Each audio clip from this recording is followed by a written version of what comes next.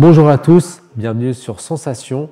Aujourd'hui, nous allons parler de l'association culturelle Animact qui se définit comme fabricante vivante d'art, de liens et de culture. Pour nous en parler, je reçois aujourd'hui Johanna Georges, membre du conseil d'administration, ainsi que Lucille Tuffery, coordinatrice des actions culturelles. Bonjour. Bonjour. Pouvez-vous nous parler des débuts d'Animact en mai 1997 et de son évolution jusqu'à aujourd'hui ? Oui, donc Animact, c'est vrai que c'est une association qui a déjà 27 ans, qui a démarré parce qu'un petit groupe d'amis qui avaient 18 ans ou presque à l'époque avait envie de jongler, avait envie d'avoir un lieu et voulait créer un endroit pour pratiquer ensemble et puis pratiquer avec d'autres. Et au fil des années, c'est une association qui a grandi avec des ateliers de cirque qui se sont rajoutés et on a développé aussi les résidences d'artistes de théâtre de rue pour leur proposer un lieu pour créer leur création, leur spectacle. Et se sont rajoutés au fil du temps des festivals, des partenariats et un rayonnement sur le territoire. J'ai bien répondu à tout. Et justement, en parlant des résidences artistiques, des artistes, est-ce qu'on en retrouve encore aujourd'hui ?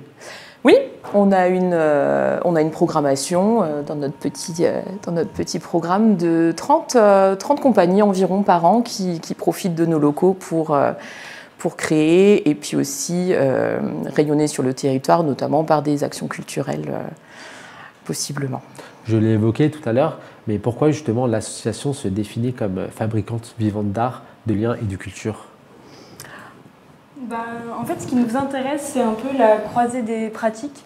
Donc, comme le dit Johanna, il y a toute une activité artistique qui se met en place grâce à l'accueil des compagnies en résidence. Mais ce qui nous intéresse, c'est aussi de permettre aux gens de se rencontrer, de faire des choses ensemble, tout ce qui va aussi créer de la convivialité.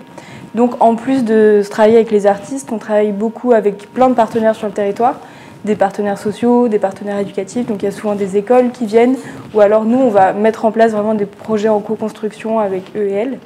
Et après, le lieu en lui-même, c'est un espace qui vit, un espace associatif, on a un agrément de la CAF.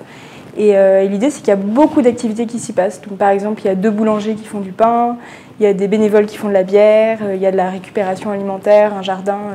Et voilà. Et l'idée, c'est comment l'artistique peut créer un fil entre toutes ces pratiques qui sont à la fois culturelles, sociales, et comment, dans l'idée, ça va nous permettre de nous rencontrer. Il y a beaucoup d'activités qui sont mises en place à travers le temps. Et est-ce qu'il y a encore d'autres activités plus tard qui vont peut-être encore plus se mettre dans le temps, s'inscrire dans le temps ? Ce qui est assez intéressant dans l'évolution de l'association, c'est qu'il y a toujours des nouvelles choses qui se créent parce qu'il y a une ouverture à la spontanéité et aussi à l'impact des rencontres. Donc en fait, rien n'est figé. Il suffit qu'une personne vienne nous voir avec une idée, et que nous, ça fasse sens avec le lieu, que ça résonne et qu'on ait les moyens de le mettre en place. Et alors, ça peut se créer. En fait, les bénévoles prennent vraiment une part très très importante dans l'association. Et c'est aussi la diversité du groupe qui permet de diversifier les activités. Justement, en parlant d'aspiration artistique, quels sont les principaux objectifs pour l'avenir à propos d'Animact en termes de programmation artistique et d'impact sur le territoire ? Johanna. Allons-y.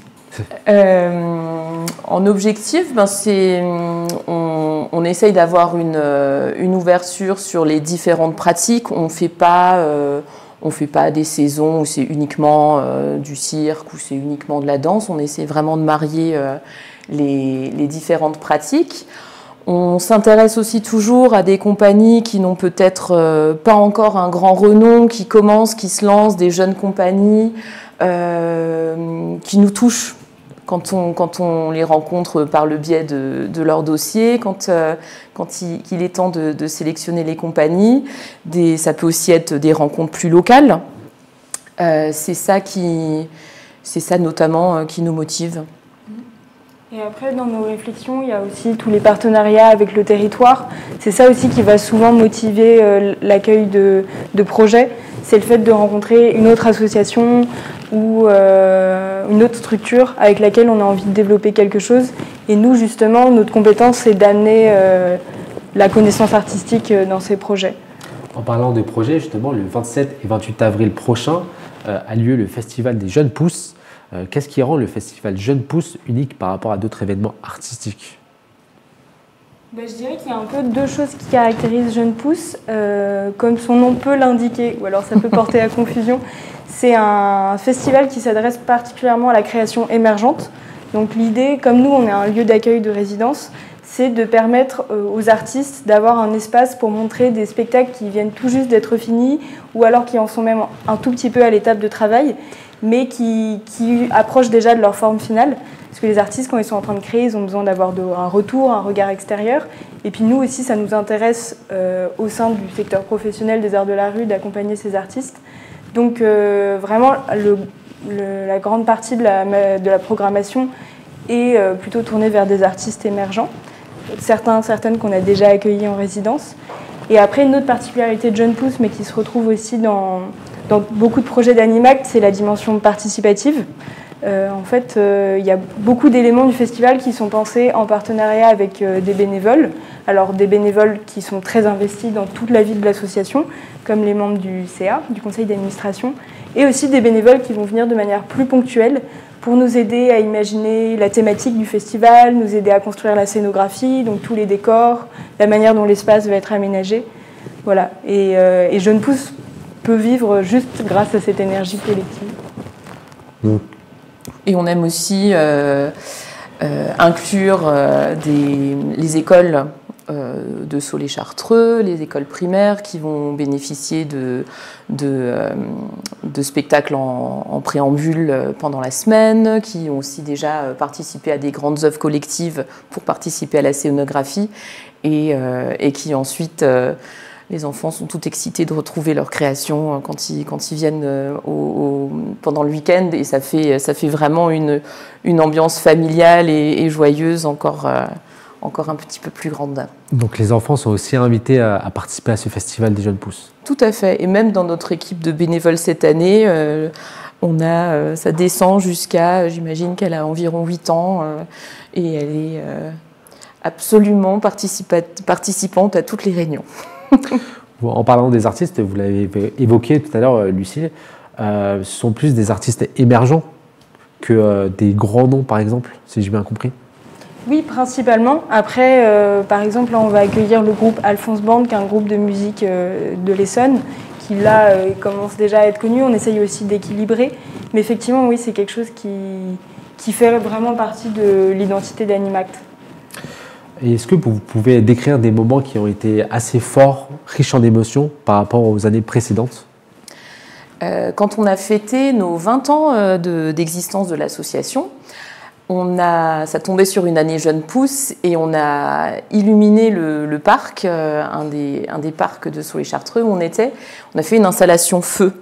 Alors, pas que avec notre bonne volonté, on était vraiment accompagnés pour que ce soit fait de manière et artistique et tout à fait sécurisée. Et c'est un moment qu'on a encore tous dans le cœur parce que ça a été très beau, très collectif, parce que c'était pour nous bénévoles, c'était un vrai moment de tous se rassembler pour créer cet instant magique. Et on a encore beaucoup de retours aujourd'hui de l'effet que ça avait fait auprès du public aussi. Moi, j'ai aussi de très bons souvenirs de soirées dansantes du samedi soir, de spectacles où on est tellement nombreux. C'est l'instant dans la programmation d'Animact où on peut être le plus de monde réuni pour rire ensemble ou être ému ensemble d'un spectacle. Et on a aussi fait des projections de films où c'était plus dans la réflexion aussi, mais vraiment des moments de communion et de plaisir d'être ensemble qui restent forts ensuite en mémoire. On peut décrire Animact comme une association riche en émotions. Oui, vivante, c'est ce qu'on aime, être dans l'humain et se dépêtrer de tout ce qui peut en ressortir et tout ce qui peut s'en créer. Merci Johanna Georges et Lucille Tuffieri d'avoir été avec nous sur Sensation. Pour plus d'informations sur votre association, rendez-vous sur notre site internet animact.fr. Et pour revoir et réécouter cette émission, rendez-vous sur notre site et application Radio Sensation.